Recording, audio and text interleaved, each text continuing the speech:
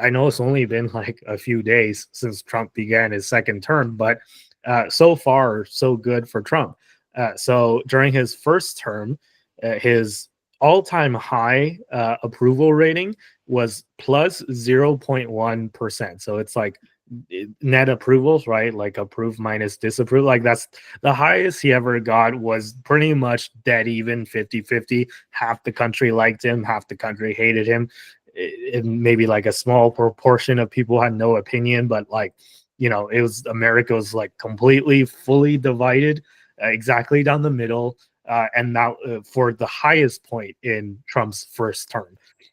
And that was the best record he ever did in his first term. And today, just a few days after his inauguration, his net approvals is at plus 13%. So night and day difference. I don't know if it's anything like super good that Trump is doing that people really like him now, or if it's the Democrats just, totally making a mess of things and throwing out the baby with the bathwater and, making it easy for Trump. I would argue is probably a little bit of both. But yeah, I mean, what do you guys think of this approval rating number? And are you optimistic for the next 4 years for America?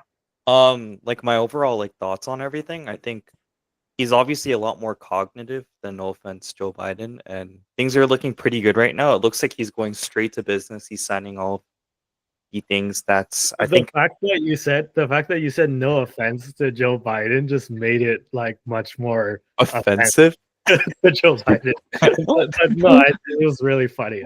Just literally dug my own grave. Yeah, but like so bad, but it's true. But yeah, he's getting straight down to business. I actually want to mention this too as well. Like on the topic of straight down to business, I don't know if you guys have seen the video already, but there was like a European political MP, and he was like, I think the chat was pretty much about Greenland, and then Donald Trump wanting to buy Greenland, and then basically it was just like, F off. There's no way we're doing that. This is crazy. We're not. Greenland isn't for sale. This is not going to happen. So if you guys haven't seen that video, like check it out for sure. I just think like, like the current news and everything that's going on right now is completely nuts. Um, Obviously, like I've said before, only time will tell, and then we'll see. But it seems like so far so good. And oh, another thing too. I'm like really happy for JD Vance. Like I know we didn't really mention him yet, but he has like a show or like a movie, Hillbilly something. It shows like a depiction of his entire life, and then he didn't come from a really good place. And for him to be like the vice president too as well. I recently saw a video of him just seeing the Oval Office for the first time. He's very like an intellectual person, speaks really well. So I think congratulations to JD Vance as well. Like props to him for sure. I think again we'll see what happens. And yeah, thought I mentioned those things as well.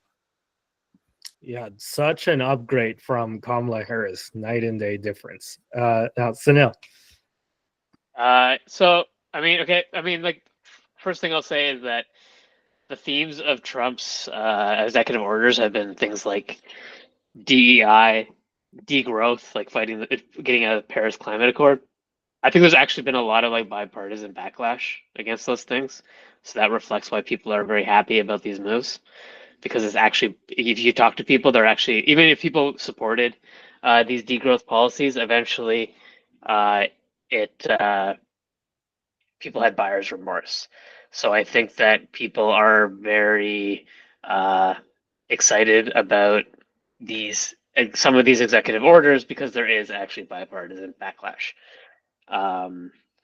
The other thing is that the Democratic Party did such a good job, like characterizing MAGA 1.0 as a bunch of racist, hillbilly, uneducated, resentful assholes, and they did a good job finding like specific individuals within MAGA 1.0, like Steve Bannon, to represent that mentality.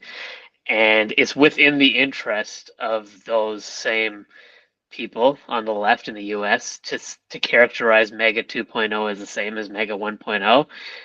But it's actually very different. It's a huge political realignment. Like, for example, People criticize the billionaire oligarchs that showed up at the inauguration. The one thing I'll point out about the individuals, the billionaire oligarchs who showed up to celebrate Trump's victory, they're all Democrats.